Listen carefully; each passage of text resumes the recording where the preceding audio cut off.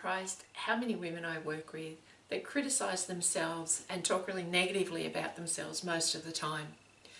It's just always there. People are doing this all the time. I think as parents, we learn how to reflect on the things that we say and the way we act towards our children and how this might affect them in the longer term. I mean, we might think about, if I give them this extra piece of chocolate this week, will that mean they'll be asking for 2 pieces next week? So, you've kind of got to reflect on that as a parent. But we're also thinking about how it might affect them on a longer term basis. For example, if I, don't have any constraints about how much chocolate they can eat, does that mean they'll have trouble with eating chocolate when they're adults? So we're always reflecting on that, I think, as parents, and trying to do the best we can with it. What I don't think we generally do well with is reflecting on what we're saying and how we're acting towards ourselves and how that might affect us long term.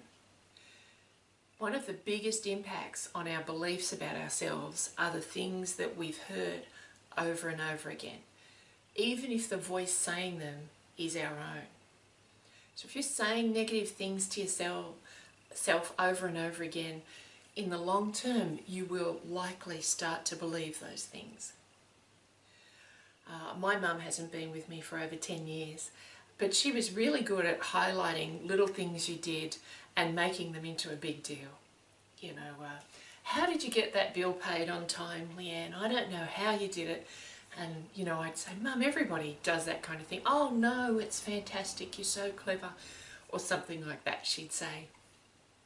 So much so that even now, 10 years after she's gone, more than 10 years after she's gone, I still hear her voice. So when I'm saying something negative about myself, I will hear her voice in my head. No, you did a great job getting that done. Don't know how you did it.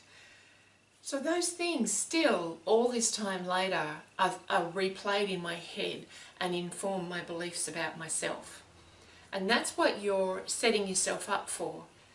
You need to be always monitoring those things that you're saying to yourself and how you treat yourself, and make sure they're going to create you, make you into the person you want to be in the next 5 years, in the next 10 years.